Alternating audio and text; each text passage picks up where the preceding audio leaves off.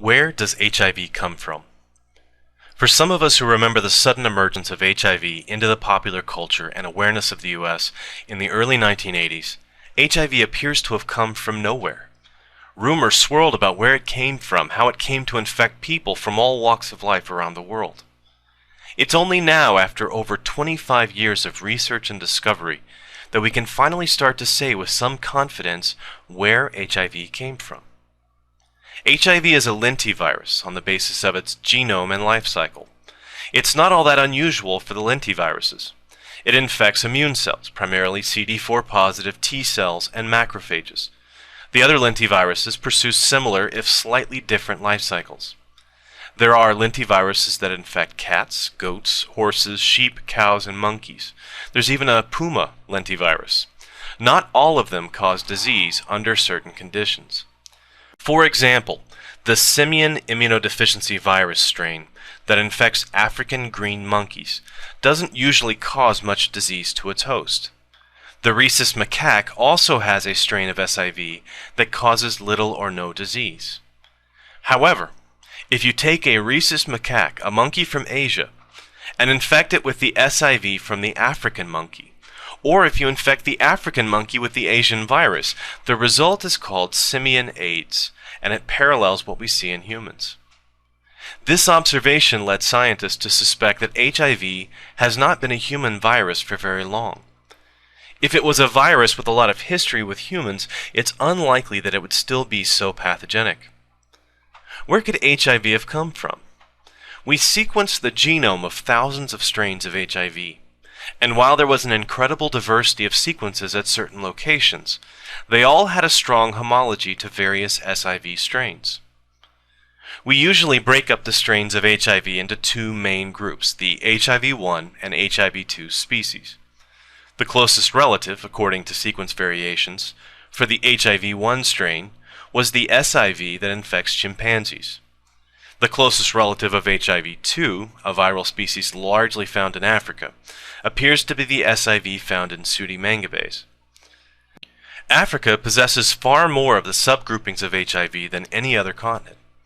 Europe and North America are dominated by a very narrow range of viral types, the Group M subtype B. This is suggestive but not confirmatory of an African origin for the parent strains. We know that SIV and HIV are both spread in the same ways, sex and blood transfers. Blood-to-blood exposures, however, are 900 times more likely to result in infection than sex contact. It's therefore likely that the transmission from primate to human, called a zoonotic event, was the result of hunters trapping, butchering, and eating chimps. The practice of hunting primates for what is called bushmeat is well documented in tribal groups in certain areas. So we have a strong suggestion of where to look: African monkeys. In fact, evidence of viral evolution suggested a certain region of western equatorial Africa. It was here that a colony of chimpanzees were found with a close relative of the ancestral strain of HIV. Based on mutation and divergence rates, we can place at least one transfer of virus from chimp to human at or around 1931 in the country now known as the Democratic Republic of Congo. There is some evidence to suggest that previous transfers of chimp to human may have occurred as far back as the 1880s, but it's not yet clear if these prior transfers had any ancestry to the current strains. The first clear case of verified infection in a human sample was in the 1960s, so the initial expansion was probably in the mid to late 50s, but may have been earlier. Since the human evidence is not available to us, that's a mystery that may never be unraveled. What was going on in the 1950s in Africa? Urbanization, for one. The cities of equatorial Africa experienced a population boom after World War II, along with colonial expansion. The world wanted the raw resources in Africa and needed local labor to extract it. This led to a disruption of traditional lifestyles and the rise of a post-industrial culture in a previously agrarian society.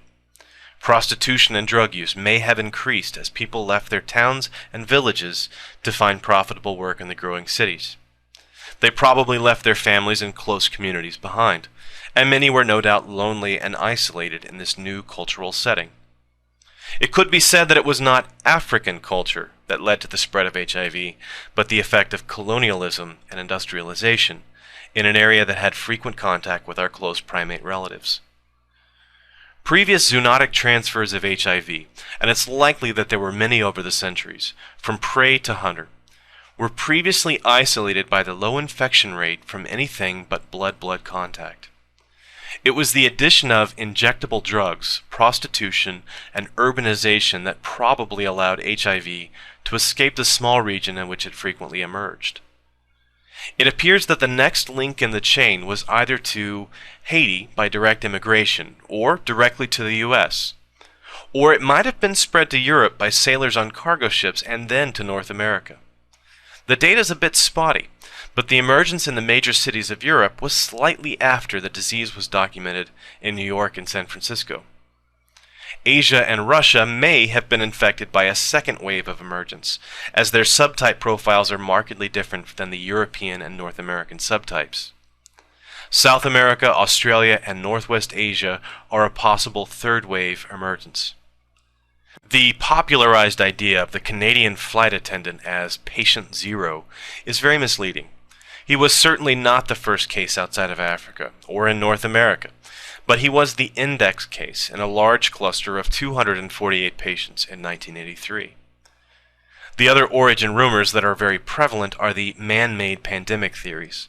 For example, the oral poliovirus vaccine transmission theory, which has no basis in fact, but it satisfies the need some people have for a good narrative, with a shadowy evil agency acting behind the scenes. The OPV hypothesis, advanced by BBC correspondent Edward Hooper and documented in his book The River, suggests that an SIV-contaminated chimpanzee culture was used to prepare the oral polio vaccine given in the late 50s and early 60s. His theory, which was effective at selling his book and ignited the imagination of conspiracy theorists, proposed that this SIV-contaminated vaccine culture humanized the simian virus. But as the evidence shows, HIV had emerged in its modern form prior to the polio vaccine era. The frozen vaccine lots of that time period were thawed and tested for the presence of either SIV or HIV by an impartial third party. It's also completely implausible that HIV is an engineered virus or bioterror agent. The state of molecular biology in the 1950s was rudimentary.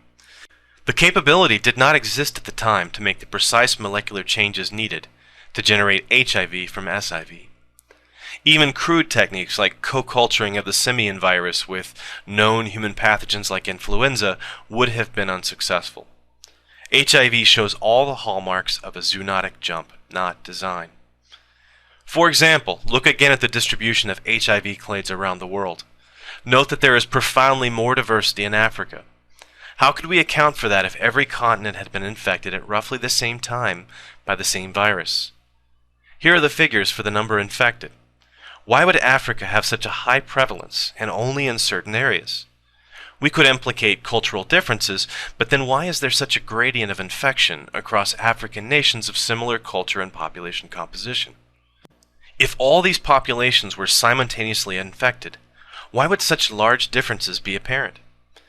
As a scientist, I remain open to new evidence on this topic. However, accusation is not the same as evidence. Until the conspiracy theorists of the world do some real empirical testing, their claims can be dismissed out of hand. I hope this has been informative. There's one concluding thought I'd like to leave you with.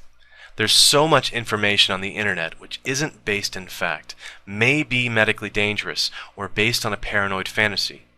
Here's a general rule. Call it Concordance's rule. Never take medical advice from the internet. Ask a licensed qualified doctor what the best plan is for your health. Discuss with him or her any concerns you may have and radical life changes you want to try. Listen to their advice. Your local doctor can help you sort the facts from the fiction and keep you from doing harm to yourself or others. Do it for the people you love and do it for yourself. Thanks for watching.